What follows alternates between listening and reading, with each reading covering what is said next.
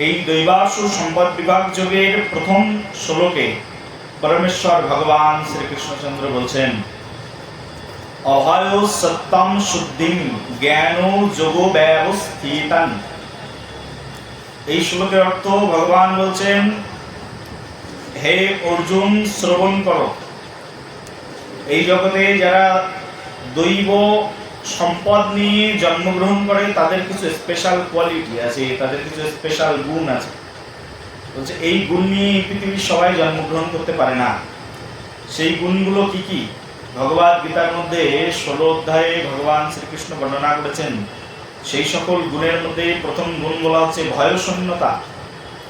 একজন মানুষ এই পৃথিবীতে যখন ভয়শূন্য হয়ে জন্মগ্রহণ করবে, মনে করতে হবে সেটা তার দৈবী গুণ। পূর্ব থেকেই সে মহাভাগ্যে এই গুণ অর্জন করেছে, এটাই বলে ভয়শূন্যতা। তারপরে দ্বিতীয় বলছে সত্তার পবিত্রতা। জন্ম থেকেই তার হৃদয় সত্তা পবিত্র। এটা বহু জন্ম শুভ এবং বহু জন্ম যদি তার ভালোভাবে অতিবাহিত হয়, ভগবত কৃপা, ভগবত চরণ যদি তার লাভ হয়, তাহলে তার এই গুণ থাকে, সত্তার পবিত্রতা। তারপরে বলছে পারমার্থিক জ্ঞানের অনুশীলন,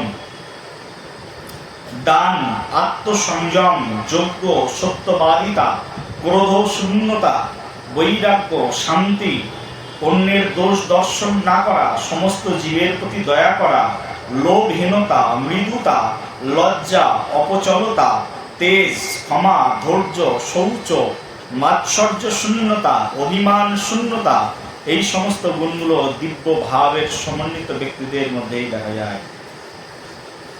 পরমেশ্বর ভগবান শ্রীকৃষ্ণচন্দ্র ভগবদ গীতার মধ্যে সবকিছুই প্রদান করেছেন।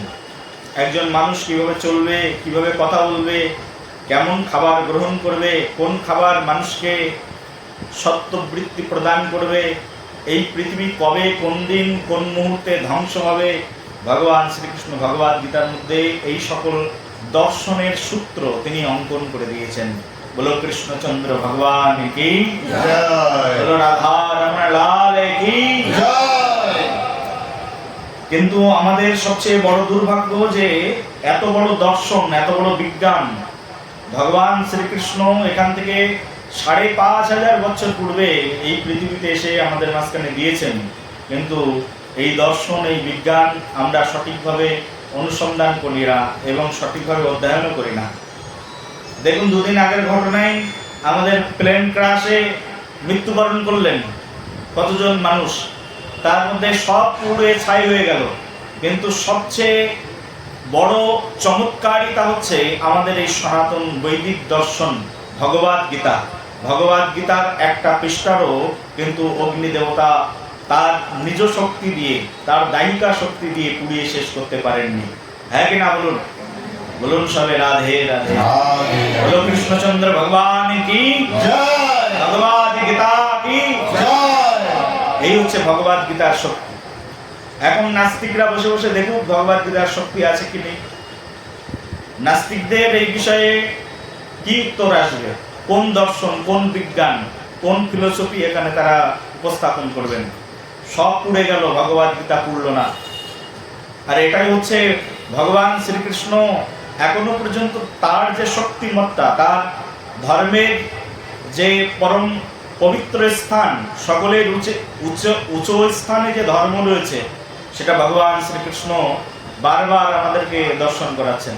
কিন্তু অজ্ঞতার কারণে আমরা অনেক সময় ভগবান শ্রীকৃষ্ণের এই বুদ্ধিমত্তা, ভগবান শ্রীকৃষ্ণের এই চমৎকারিতা আমরা বুঝতে পারি না। ভগবদ গীতার এই দৈবাসুর সম্পদ বিভাগ যোগের মধ্যে ভগবান শ্রীকৃষ্ণ বলছেন, এই পৃথিবীতে এই ধরনের মানুষ খুবই কম থাকে যারা মহাভাগ্যে এই পৃথিবীতে জন্মগ্রহণ করে। তার মধ্যে একটি হচ্ছে ভয় শূন্যতা, ভয় নেই বলে এই পৃথিবীতে যারা জন্মগ্রহণ করেছে তাদের প্রত্যেকের ভয় আছে। কিসের ভয়? তা প্রত্যেকের ভয় হচ্ছে আমাকে একদিন মরতে হবে, আর মরলেই আমি নরকে যাব, এই ভয় সবাই রয়েছে। ভয় শূন্যকে বলি যিনি ভগবদ গীতা একবার অধ্যয়ন করে নিয়েছেন তার আর ভয় নেই, কারণ ভগবদ গীতা পড়লে তিনি জানেন ভগবদ গীতার ২য় অধ্যায় থেকে শুরু হয়েছে আত্মতত্ত্ব দর্শন। ভগবদ গীতার 2য় অধ্যায়ে বর্ণনা করা হয়েছে আমরা দেহ নই, আমরা হচ্ছে আত্মা। ভগবদ গীতায় ভগবান শ্রীকৃষ্ণ স্পষ্টভাবে জগজ্জীবকে শিক্ষা প্রদান করেছেন যে আত্মার মৃত্যু নেই। আত্মার মৃত্যু আছে, দেহটাই মরে যাবে, কিন্তু আত্মার তো মৃত্যু নেই। আর এই সনাতন দর্শন পৃথিবীর একমাত্র এই ভগবদ গীতাই এই শিক্ষা প্রদান করে। পৃথিবীর আর কোনো ধর্মগ্রন্থ এই শিক্ষা প্রদান করে না।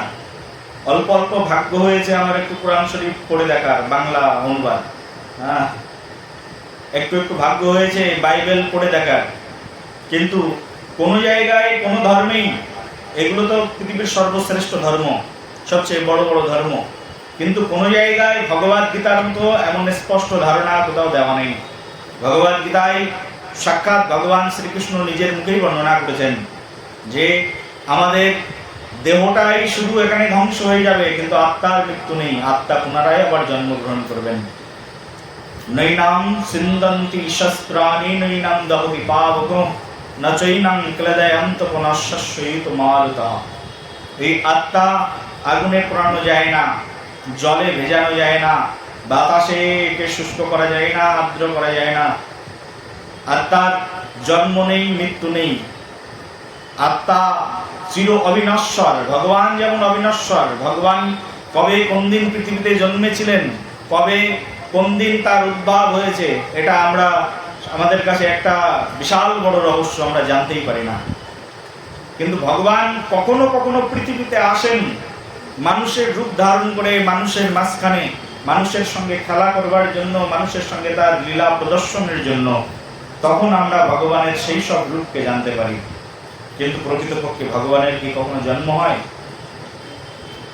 ভগবদ গীতায় ভগবান নিজে বলছেন আমি অজ অমর অব্যয় শাশ্বত ধর্মগুপ্তা।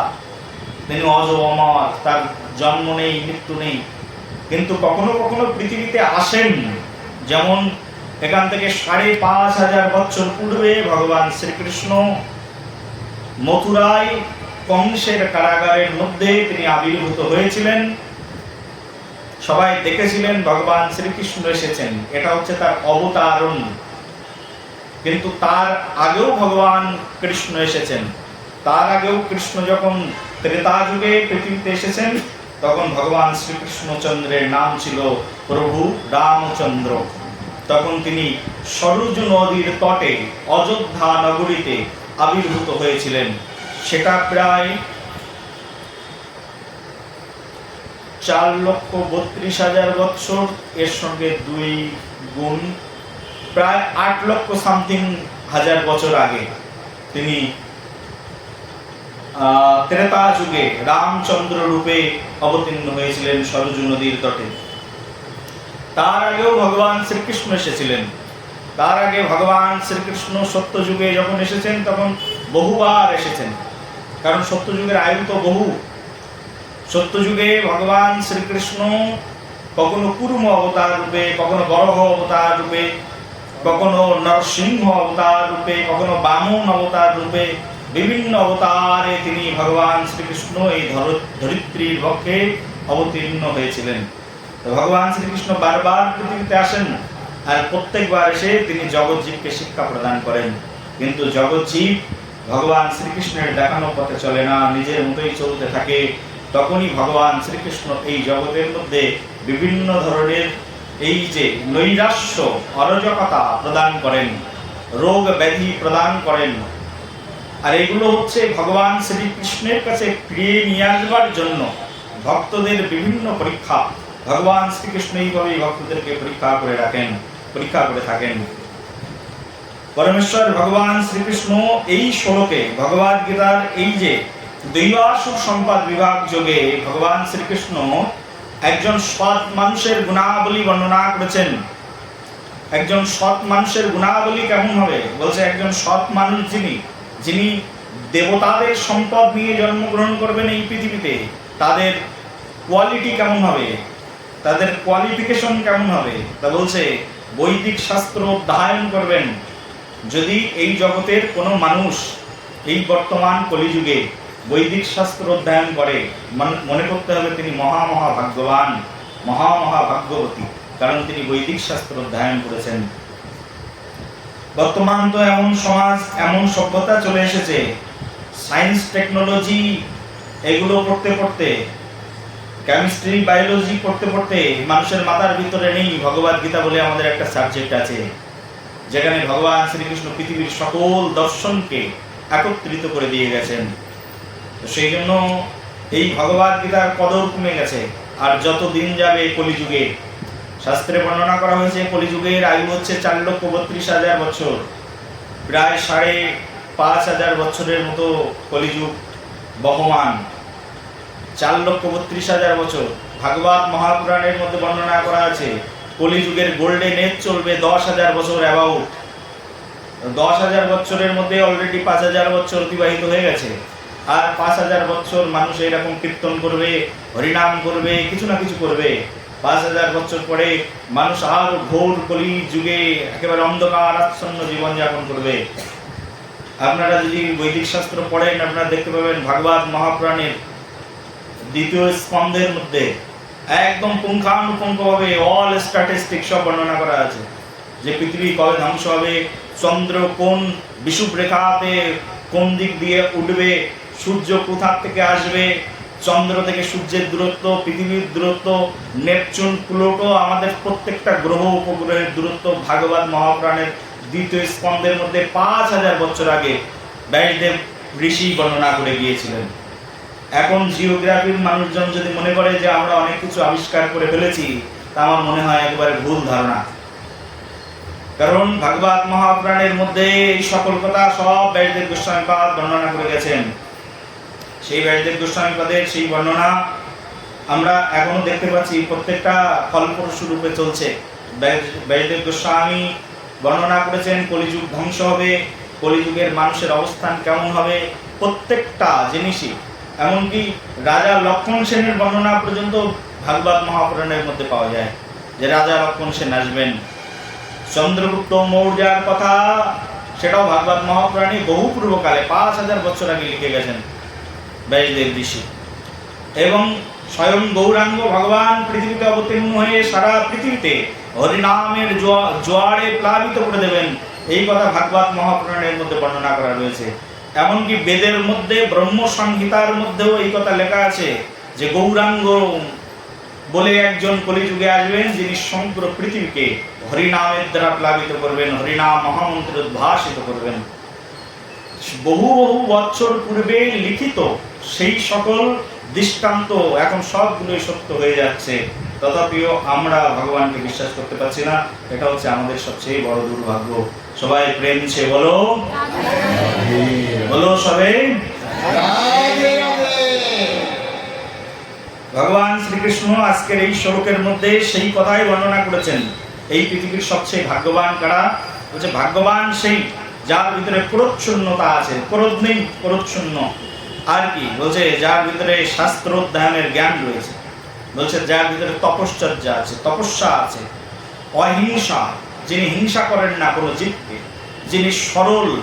এই পৃথিবীর অনেক মানুষ আছে খুব সরল, আর সরল মানুষকে দেখবেন সবাই ঠকায়, কিন্তু সবাই ঠকালেও এই সরল মানুষের একটা বিশেষ গুণ রয়েছে, সেটা দৈবাসুর সম্পদ বিভাগ যোগে ভগবান শ্রীকৃষ্ণ বলছেন এই সরলতা তার বহু বহু জন্মের সুকৃতির ফলে তার হৃদয়ের মধ্যে এই সরলতা এসেছে। এই জগতে সবাই সরল হতে পারে না, কুটিল সবাই হয়ে যায় তাড়াতাড়ি, কিন্তু সরল হওয়াটাও অনেক জন্মের তপস্যার ফল। এই সরলতা যদি কারোর মধ্যে থাকে, এটা খারাপ কোনো গুণ নয়, এটা একটা দৈব গুণ। তারপরে বলছে অহিংসা, সত্যবাদিতা, কেউ সত্য কথা বলেন, এর চেয়ে আর বড় কর্ম কি হতে পারে? বলছে বৈরাগ্য, কারোর ভিতরে বৈরাগ্য এসেছে। ভগবানের নাম কীর্তন করতে করতে তার আর সংসারের কথা মনে নেই। কেউ চাকরি ছেড়ে দিয়েছেন ভগবানের নাম প্রচার করবার জন্য, ভগবানের সেবা করবার জন্য। অনেক বড় ত্যাগ, অনেক বড় ডেডিকেশন। মাছ মাংস খাওয়া ছেড়ে দিয়েছেন, সারা জীবনের জন্য ধুতি পরাই শুরু করেছেন, প্যান্ট শার্ট পরা ছেড়ে দিয়েছেন। এগুলো অনেক বড় বৈরাগ্য। এই বৈরাগ্য মহা বহু বহু জন্ম অতিবাহিত হলে কারোর ভিতরে এই বৈরাগ্য আসে। অন্যের দোষ দর্শন না করা, এই পৃথিবীর প্রত্যেকটা মানুষের একটা সবচেয়ে বড় ব্যাড হ্যাবিট আছে, সেটা হচ্ছে মানুষ নিজের দোষটা দেখুক আর না দেখুক, অন্যের দোষটা খুব তাড়াতাড়ি আমাদের চোখের সামনে পড়ে যায়। ভগবদ গীতার মধ্যে ভগবান শ্রীকৃষ্ণ দৈবাসুর সম্পদ বিভাগ যোগের 2য় শ্লোকে বলছেন, যদি কেউ অন্যের দোষ দর্শন করে না, এই ধরনের মানুষ যদি পৃথিবীতে থেকে থাকে, তাহলে এটা তার পরম সম্পদ। এই সম্পদ সবার ভিতরে থাকে না। আর শ্রী চৈতন্য মহাপ্রভু যখন এই পৃথিবীতে এসেছিলেন, এখান থেকে প্রায় 550 বছর আগে, শ্রী চৈতন্য মহাপ্রভু তার 8টি শ্লোক মুখ দিয়ে উচ্চারণ করেছিলেন। তার মধ্যে একটি শ্লোকের মধ্যে তিনি বর্ণনা করেছেন, তোমরা কখনো কারো দোষ দর্শন করবে না।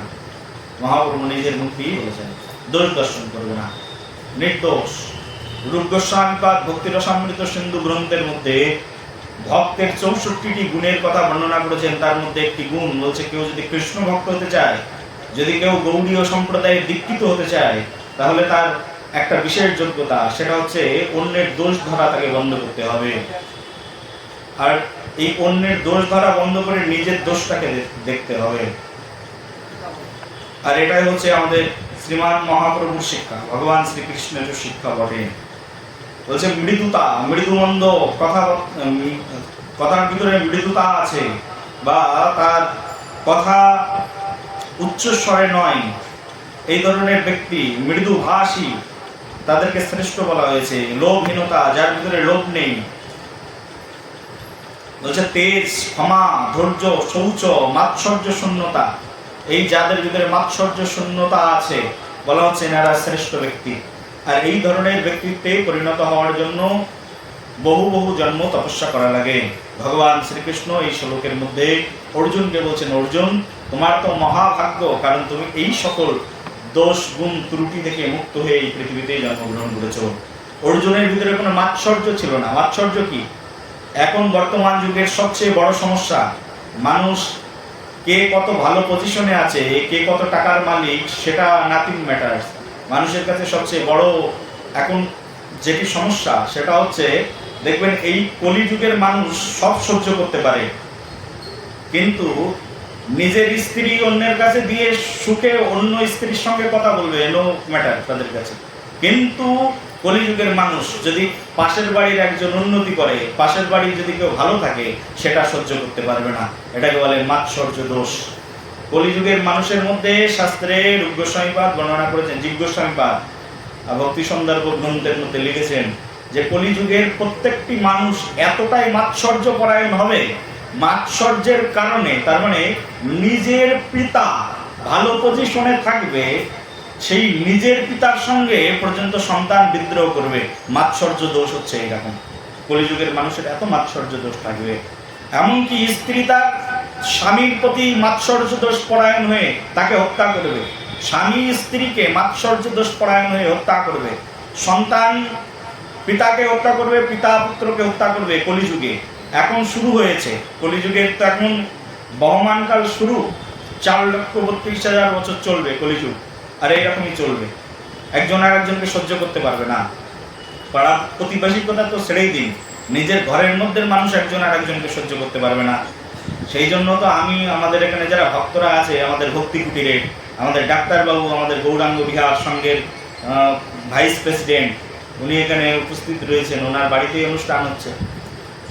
আমি তো কৃতজ্ঞতা দিই আমাদের শিষ্যবৃন্দদের, ভক্তদের, যারা শ্রীধাম বৃন্দাবনের ধারায় দীক্ষিত হয়ে, এরা বহু লোক একসঙ্গে আমার সঙ্গে থাকে, কিন্তু একজন আর একজনকে, ছোটখাটো ত্রুটি সবার ভিতরে আছে, একজন আর একজনকে নিন্দাও করে, কিন্তু একসঙ্গেই চলে সবাই। বলো রাধে রাধে, প্রেম সে বলো রাধে রাধে। এরা যে একসঙ্গে চলে ডাক্তারবাবু, হ্যাঁ, সবাই যে একসঙ্গে চলছে, এটা অনেক বড় প্রাপ্তি। কারণ এই কলিযুগের মানুষ সহজে কেউ একসঙ্গে চলতে পারবে না। আমার সঙ্গে তো বারাসাতে 200 মানুষ একসঙ্গেই চলছে, একসঙ্গেই খাচ্ছে, একসঙ্গেই ঘুমাচ্ছে, একসঙ্গে চলাফেরা করছে। এটা অনেক বড় অ্যাচিভমেন্ট আমাদের, যে একসঙ্গে তারা চলতে পারছে। চাপ পাড়ায়ও 200 মানুষ রয়েছে, যে মাস্টার মশাই এসেছে, সবাই একসঙ্গে চলাফেরা করছে। যে একসঙ্গে চলাফেরা করা যে কতটা কঠিন, আমাদের শাস্ত্র গ্রন্থ তার প্রমাণ দিয়েছে। কিন্তু তথাপিও মহাভাগ্যবান আমরা, যে আমরা অন্তত শ্রীমান মহাপ্রভুর শিক্ষাকে একটুখানি হলেও আমাদের হৃদয়ে ধারণ করতে পেরেছি। যারা মহাপ্রভুর এই শিক্ষা, এই বৈদিক দর্শনকে হৃদয়ে ধারণ করতে পারবে না, একসঙ্গে তারা চলতেই পারবে না। দেখবেন প্রত্যেক বাড়িতে বাড়িতে এখন ঝামেলা, প্রত্যেক বাড়িতে বাড়িতে ঝগড়া, স্বামী স্ত্রী একসঙ্গে চলতে পারে না। মেন কারণ হচ্ছে মাৎসর্য। আর মাৎসর্যের পিছনে আরেকটি বিষয় আছে, সাবজেক্ট আছে, সেটা হচ্ছে ফলস ইগো। ইগো অনেক প্রকার আছে, তার মধ্যে বলছে একটা ফলস ইগোর আবার অনেক ক্লাসিফিকেশন আছে। আমাদের আমরা যখন কোর্স করাই মাইন্ড কন্ট্রোল কোর্স, তখন ওই কোর্সের মধ্যে আসে এই সাবজেক্টগুলো। ফলস ইগো বিশাল ব্যাপার। এই ফলস ইগো থেকে মানুষের মাৎসর্যের চরম স্তরে মানুষ পৌঁছে যায়, তখন কেউ কাউকে মানতে চায় না, তখনই শুরু হয়ে যায় ঝামেলা। তো আমরা আসুন সবাই মিলে শ্রীমান মহাপ্রভু গৌর সুন্দর ভগবান শ্রীকৃষ্ণচন্দ্রের কাছে প্রার্থনা করি, হে ভগবান, হে প্রভু, কৃপা করে আমাদেরকে মাৎসর্য শূন্য করে দাও, আমাদেরকে অহংকার শূন্য করে দাও, আমাদেরকে তোমার পথে নিয়ে চলো এবং এই সমগ্র পৃথিবী পরম শান্তিতে, পরম শান্ত স্থানে অবস্থান গ্রহণ করে এই বিশেষ স্বীকৃতি প্রদান করো। এই কামনা করে আজকের ভগবদ গীতার কথামৃত রসধারার রসলহরী আলোচনার এখানেই আমরা বিশ্রাম করছি।